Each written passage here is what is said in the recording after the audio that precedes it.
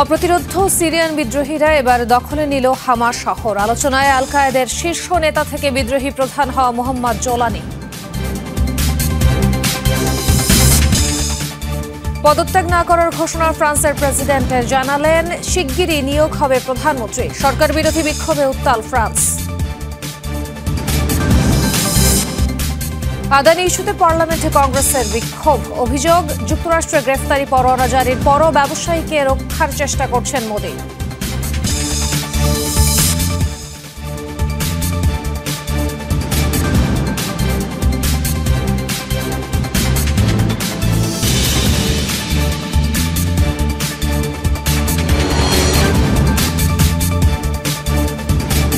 দর্শক আমন্ত্রণ যমুনা আইডেস্কে। এতক্ষণ শিরোনাম দেখছিলেন, আপনাদের সাথে আছি আমি খান তাজদিনা হাসান।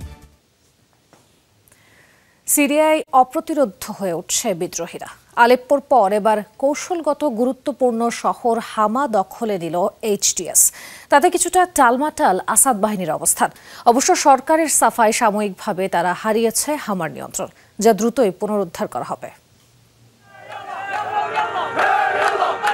হামার প্রাণকেন্দ্রেই চলছে বিজয় উল্লাস। সিরিয়ার গুরুত্বপূর্ণ শহরটি দখলের পর বিদ্রোহীদের সাথে আনন্দে গা ভাসান স্থানীয়রাও। ফাঁকা গুলি আর স্লোগানে মুখরিত হয়ে ওঠে রাতের হামা। এক সপ্তাহ ধরেই সশস্ত্র গোষ্ঠী এইচটিএস-এর নজিরবিহীন হামলায় কোণঠাসা সিরীয় সরকার। আলেপ্পো দখলের পর হামা সিটির উত্তর ও পূর্বে আসাদ বাহিনীর সাথে ব্যাপক লড়াই চলছিল বিদ্রোহীদের। অবশেষে বৃহস্পতিবার শহরটির নিয়ন্ত্রণ নিতে সক্ষম হয় গোষ্ঠীটি।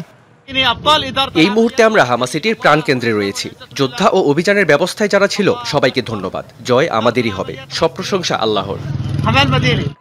এইচটিএস-এর হামা দখলকে স্বাধীনতা আখ্যা দিচ্ছেন স্থানীয়দের অনেকে, কারণ আসাদ প্রশাসনের স্বৈরাচারী আচরণে তারা ক্ষুব্ধ।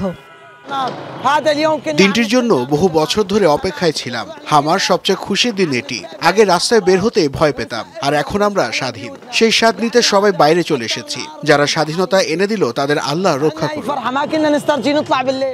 এদিকে হামার দখল বিদ্রোহীদের হাতে চলে যাওয়ার বিষয়টিকে সাময়িক বলছেন প্রতিরক্ষামন্ত্রী।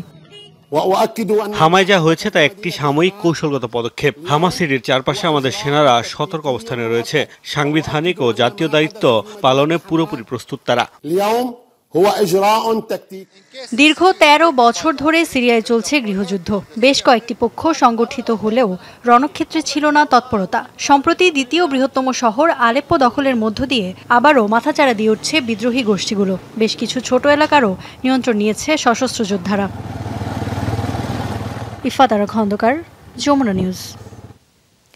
সিরিয়ার প্রেসিডেন্ট বাশার আল আসাদের গদি নড়বড়ে করে দিয়ে আলোচনায় এখন বিদ্রোহী নেতা আবু মোহাম্মদ আল জোলানি, যার নেতৃত্বে তাহরির আল শামের দখলে দেশটির দ্বিতীয় বৃহত্তম শহর আলেপ্পো। দখলে নেওয়া হয়েছে কৌশলগত গুরুত্বপূর্ণ শহর হামাও। নাটকীয়তায় ভরপুর আল জোলানির জীবন। একসময় ছিলেন আল কায়েদার সদস্য। বর্তমানে সিরিয়ার উত্তর পশ্চিমাঞ্চলীয় ইদলিব প্রদেশের নিয়ন্ত্রণ তার হাতেই। ২ যুগ ধরে সিরিয়ার শাসন করা আসাদকে হঠাৎ কোণঠাসা করে আলোচনায় বিদ্রোহী গোষ্ঠী হায়াত তাহরির আল শাম। বিশ্বজুড়ে বিপুল কৌতূহল তৈরি হয়েছে বাহিনী প্রধান আবু মোহাম্মদ আল জোলানি সম্পর্কে। ১৯৮২ সালে সৌদি আরবে জন্ম নেওয়া ৪২ বছর বয়সী আবু মোহাম্মদ আল জোলানির আসল নাম আহমেদ আল সারা। মাত্র ৭ বছর বয়সে রিয়াদ থেকে পরিবারের সাথে পাড়ি জমান সিরিয়ায়। ইসরায়েলের দখলকৃত গোলান মালভূমি ছিল তাদের পূর্বপুরুষদের আদিনিবাস। ২০০৩ সালে জোলানি পাড়ি জমান ইরানে।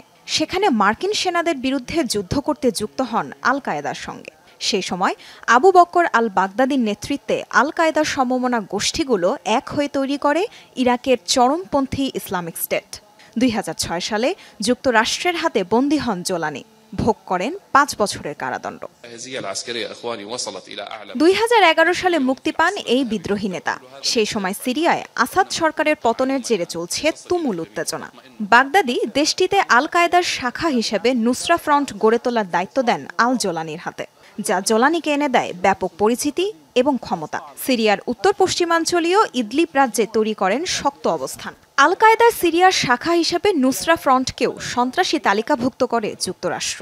আল জোলানির মাথার দাম ধার্য হয় $1 কোটি। 2014 সালে কাতার ভিত্তিক সংবাদ মাধ্যম আল জাজিরাকে সাক্ষাৎকার দিয়েছিলেন আল জোলানি। জানিয়েছিলেন ইসলামী শরিয়া অনুযায়ী সিরিয়া শাসন করতে চান তিনি, এবং সেখানে আলাউইত, শিয়া, দ্রুজ সম্প্রদায় এবং খ্রিস্টানদের কোনো জায়গা নেই। 2016 সালে আল জোলানি নাটকীয়ভাবে এক ভিডিও বার্তায় হঠাৎ করে ঘোষণা দেন আল কায়েদার সাথে সম্পর্ক পুরোপুরিভাবে ছিন্ন করেছেন তিনি।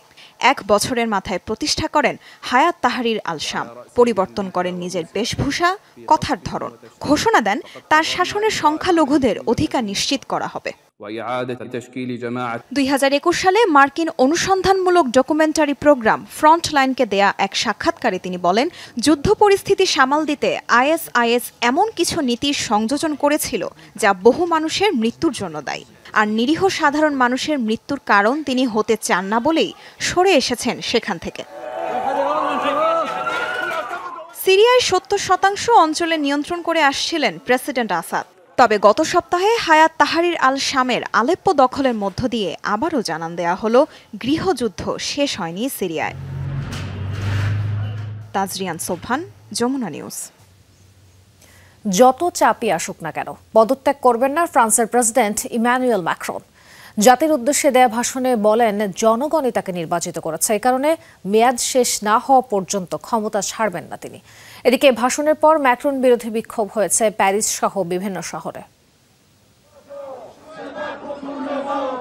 ম্যাক্রন বিরোধী বিক্ষোভে উত্তাল ফ্রান্স। প্রতিবাদ সমাবেশ আর মিছিল চলছে প্যারিস সহ ফ্রান্সের বিভিন্ন শহরে। বিক্ষুব্ধরা বলছেন, ম্যাক্রনের প্রেসিডেন্টের পদ ছাড়া না পর্যন্ত চলবে আন্দোলন।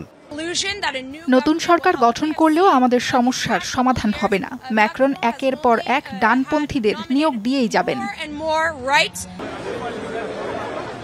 সময় যত গড়াচ্ছে, একদিকে চাপ বাড়ছে প্রেসিডেন্ট ইমানুয়েল ম্যাক্রনের উপর, অন্যদিকে সংকটও বেড়েই চলেছে ফ্রান্সের রাজনীতিতে। এ অবস্থায় বৃহস্পতিবার জাতির উদ্দেশ্যে ভাষণ দেন ফরাসি প্রেসিডেন্ট। যত চাপই আসুক না কেন পদত্যাগ করবেন না বলে ঘোষণা দেন তিনি। বলেন, মেয়াদের শেষ পর্যন্ত দায়িত্ব পালন করবেন। বিরোধিতা সত্ত্বেও বিতর্কিত বাজেট বহাল রাখা হবে বলেও জানান তিনি। গেল 6 দশকে যা হয়নি এবার ফ্রান্সের রাজনীতির ইতিহাসে তাই হয়েছে। পতন হয়েছে সরকারের। তবে আমি একটি বিষয় স্পষ্ট করতে চাই, আর সেটা হলো অন্যদের গাফিলতির দায় আমি নেব না। আপনারা আমাকে 5 বছরের জন্য সরকার পরিচালনার দায়িত্ব দিয়েছেন, আমি সেই দায়িত্বই পালন করে যাব। এদিকে বিরোধী দলীয় নেতারা বলছেন, অনাস্থা প্রস্তাবের মূল টার্গেট ছিলেন ম্যাক্রনই। এই অনাস্থার মূল লক্ষ্য তো ছিলেন ম্যাক্রনই। প্রধানমন্ত্রীকে সরানো তো আমাদের উদ্দেশ্য ছিল না, কারণ প্রধানমন্ত্রী তার দায়িত্ব পালনের জন্য যে ব্যাপক চেষ্টা চালিয়েছেন তা তো আমরা দেখেছি। বেশ কিছুদিন ধরে রাজনৈতিক অস্থিরতা চলছে ফ্রান্সে। তার উপর ঘাটতি বাজেট প্রণয়নকে ঘিরে তৈরি হয় অচল অবস্থা। বিশেষ ক্ষমতা বলে সাবেক প্রধানমন্ত্রীর বাজেট পাশ করাকে কেন্দ্র করে সরকারের বিরুদ্ধে অনাস্থা প্রস্তাব তোলে বিরোধীরা। তাতে হেরে যাওয়ায় পদত্যাগে বাধ্য হন প্রধানমন্ত্রী মিশেল বার্নিয়ে। ভেঙে যায় পার্লামেন্ট। মীর মুশফিকা হাসান, যমুনা নিউজ। দক্ষিণ কোরিয়ার প্রেসিডেন্টকে ক্ষমতা থেকে হঠাতে জরুরি বৈঠক করেছে দেশটির রাজনৈতিক দলগুলো। শুক্রবার হয় এই বৈঠক। প্রেসিডেন্ট ইয়ন সুক ইয়োলের অভিশংসনের পক্ষে সমর্থন দেয় দেশটির ক্ষমতাসীন পিপল পাওয়ার পার্টি। দলীয় প্রধান বলেন, প্রেসিডেন্টকে না সরানো হলে তিনি আরও বিতর্কিত পদক্ষেপ নিতে পারেন। এতে দেশের জনগণ বিপদে পড়বেন। একদিন আগে প্রেসিডেন্টকে অপসারণের প্রস্তাব তোলা হয়। নিয়ম অনুযায়ী প্রস্তাব উত্থাপনের 72 ঘণ্টার মধ্যে ভোটাভুটি হতে হবে। পাশের জন্য প্রয়োজন 2/3 বেশি এমপির সমর্থন। মঙ্গলবার হঠাৎ দেশে সামরিক আইন জারি করেন প্রেসিডেন্ট। তীব্র বিক্ষোভের মুখে 6 ঘণ্টার ব্যবধানে প্রত্যাহার করা হয় মার্শাল ল। সামরিক বাহিনীর বিরুদ্ধে প্রতিবাদ জানিয়ে দক্ষিণ কোরিয়ায় রীতিমতো ভাইরাল এক নারী রাজনীতিক। মার্শাল ল জারির বিরোধিতায় সেনা সদস্যের হাত থেকে রাইফেল কেড়ে নিতে চেয়ে তিনি বর্তমানে আলোচনার তুঙ্গে। প্রশংসিত হচ্ছে তার সাহসিকতা। সাধারণ কোরীয়দের কাছে হয়ে উঠেছেন প্রতিবাদের প্রতীক। প্রেসিডেন্ট মার্শাল ল জারির পরই উত্তাল হয়ে ওঠে দক্ষিণ কোরিয়া। সেনা সদস্যরা পার্লামেন্ট ভবনে প্রবেশ করলে ক্ষুব্ধ হয়ে ওঠেন বিরোধী আইন প্রণেতারা। এক পর্যায়ে সৈন্যদের সাথে চলে হাতাহাতি। সে সময়ই অস্ত্রের সামনে বলিষ্ঠ অবস্থান নেন বিরোধী দলীয় এক নেতা। শূন্য হাতে ওই নারীর প্রতিবাদ মুহূর্তেই ঝড় তোলে সামাজিক মাধ্যমে। রাইফেল কেড়ে নেওয়ার কয়েক সেকেন্ডের ভিডিও হয় ভাইরাল। দেশটির বিরোধী দল ডেমোক্রেটিক পার্টির 35 বছরের মুখপাত্র আনগুই রিয়াং এখন আলোচনার তুঙ্গে। অবশ্যই রাজনীতিকের দাবি রাইফেল ধরে টানা হেঁচড়ার কোনো ইচ্ছাই ছিল না তার, কিন্তু পার্লামেন্টে সেনা উপস্থিতিও মানতে পারেনি, সে কারণে আকস্মিক এই প্রতিবাদ।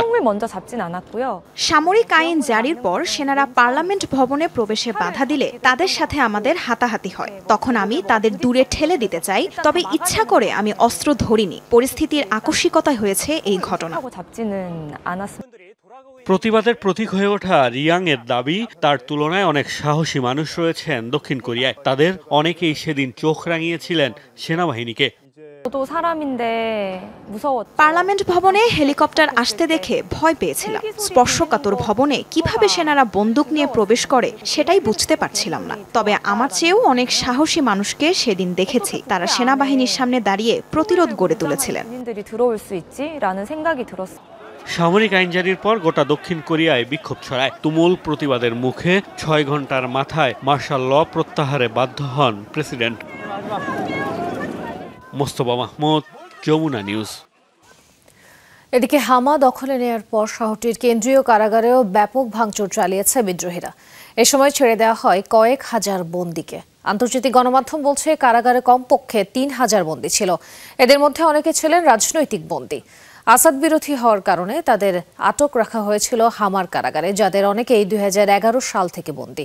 অবশ্য ছাড়া পাওয়া কয়েদিদের মধ্যে অনেকেই ছিল দাগী আসামি। এ ঘটনায় স্থানীয়দের মাঝে ছড়িয়েছে আতঙ্ক, উদ্বেগ। ইসরায়েলি আগ্রাসন ক্ষতিগ্রস্ত লেবানিজদের $57 মিলিয়ন সহায়তা দিয়েছে হিজবুল্লাহ। বৃহস্পতিবার এই দাবি করেছেন গোষ্ঠীটির প্রধান নাইম কাশেম। হিজবুল্লাহ প্রধান জানান, মোট 2,33,000-এর বেশি নিবন্ধিত পরিবারকে আর্থিক সহায়তা দেওয়া হবে।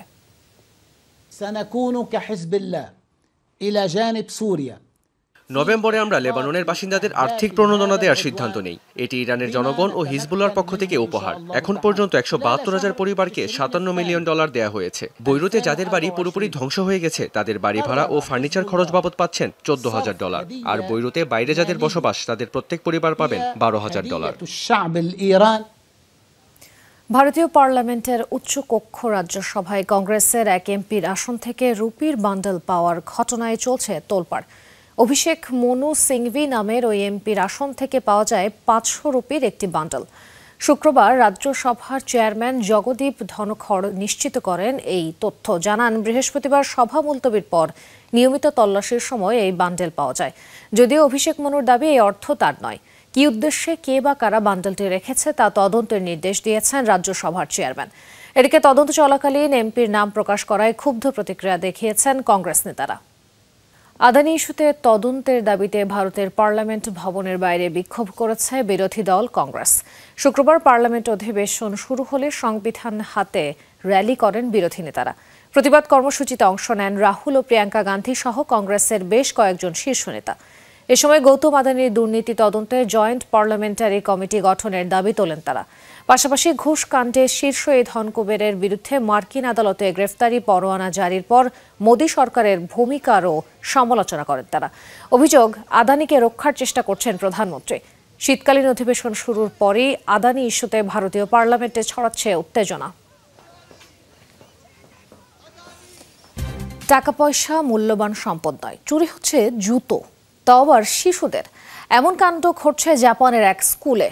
ফুকুওকা শহরের কিন্ডারগার্টেন থেকে টানা কয়েকদিন রহস্যজনকভাবে জুতা হারানোর ঘটনায় শুরু হয় তুলকালাম। চোরের সন্ধানে উঠে পড়ে লাগে স্কুল কর্তৃপক্ষ। হন্যে হয়ে পুলিশ ডেকেও হয়নি সুরাহা। সিরিজ জুতা চুরির পেছনে তাহলে কে এই চোর? জাপানের দক্ষিণ পশ্চিমাঞ্চলীয় একটি কিন্ডারগার্টেন স্কুলে গেল কিছুদিন ধরেই ঘটছে আজব এক ঘটনা। প্রতিদিনই খোয়া যাচ্ছে বাচ্চাদের জুতো। পরিস্থিতি এমন পর্যায়ে গেছে যে জুতা চুরির কাণ্ডে অতিষ্ঠ অভিভাবক, স্কুল কর্তৃপক্ষ। চোরের সন্ধানে কোমর বেঁধে মাঠে নামে সবাই। বসানো হয় সিসি ক্যামেরা, ডাকা হয় পুলিশও। অবশেষে সিসি ক্যামেরায় ধরা পড়ল চোর, যাকে দেখে রীতিমতো তাজ্জব সবাই। কারণ কোনো মানুষ নন, বরং জুতা সরাতে দেখা গেল এক বেজিকে। জুতার বাক্স এলোমেলো করে প্রথম দিনই 15টি জুতো সঙ্গে করে নিয়ে যায় ওই বেজি।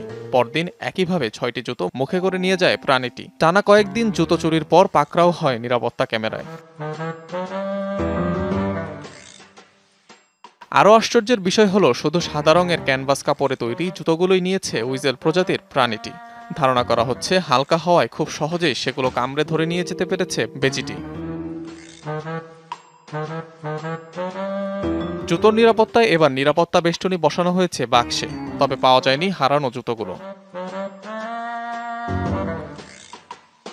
প্রাণী বিশেষজ্ঞদের মতে স্বভাবগত কারণেই জিনিসপত্র লুকিয়ে রাখতে পছন্দ করে বেজি জাতীয় প্রাণীগুলো। অনিক রহমান, যমুনা নিউজ। দক্ষিণ আফ্রিকার একটি পরিত্যক্ত খনি থেকে ৬ জনের মরদেহ উদ্ধার করা হয়েছে। বৃহস্পতিবার দেশটির পুলিশ জানায় স্টিল ফাউন্টেইন এলাকায় একটি পরিত্যক্ত খনি থেকে এসব মরদেহ উদ্ধার করা হয়েছে। ধারণা করা হচ্ছে এখনও খনিটিতে আটকা শত শত শ্রমিক, যাদের অধিকাংশই অবৈধ অভিবাসী। মূলত অবৈধ স্বর্ণ খনির বিরুদ্ধে দক্ষিণ আফ্রিকা পুলিশের কঠোর অবস্থানের কারণেই তারা খনির ভেতর আশ্রয় নিয়েছেন। দিনের পর দিন ধরে তাদের উদ্ধারের চেষ্টা চালিয়েও ব্যর্থ হয়েছে পুলিশ। প্রথম দিকে খাদ্য সরবরাহ বন্ধ করে দিলেও পরে সমালোচনার মুখে শ্রমিকদের কাছে খাবার পাঠানোর সিদ্ধান্ত নেয় প্রশাসন।